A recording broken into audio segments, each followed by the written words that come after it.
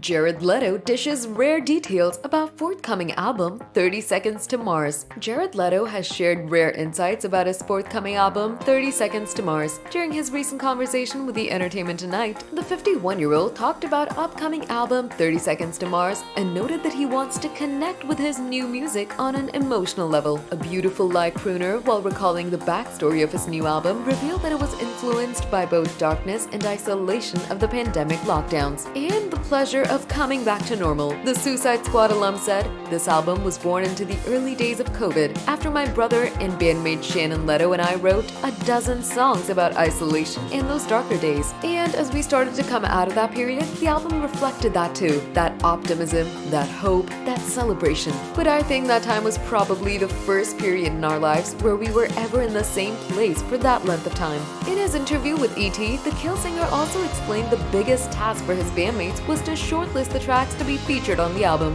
Leto said, "My brother and I had about a couple hundred songs, and the majority of the songs kind of fall to the side, and that part's pretty easy. It gets a little harder when you start to narrow it down to 20 or 30. While spilling about the kind of music 30 Seconds to Mars will have, he said some songs, they share similar territory. They might share a similar melody, or lyrically there's not enough variety, so you really look to the songs you're most excited about. And of course, you start asking the people around you." Leto said about one of the songs, "I remember there was one song that made the album and the people closest to me. No one was that excited about it. It's a song called Never Not Love You, and I really believed in the song. So there are a few people who I really trust and are very talented, and they just weren't that excited about it." He admitted to ignoring them and finishing the song. He further revealed, "It's really the only song I've ever had in my life where I played it for a few people and they just started weeping, which is a really weird thing to be happy about, but it really touched them." Leto further gave insights on how it's a beautiful thing to connect with people with music.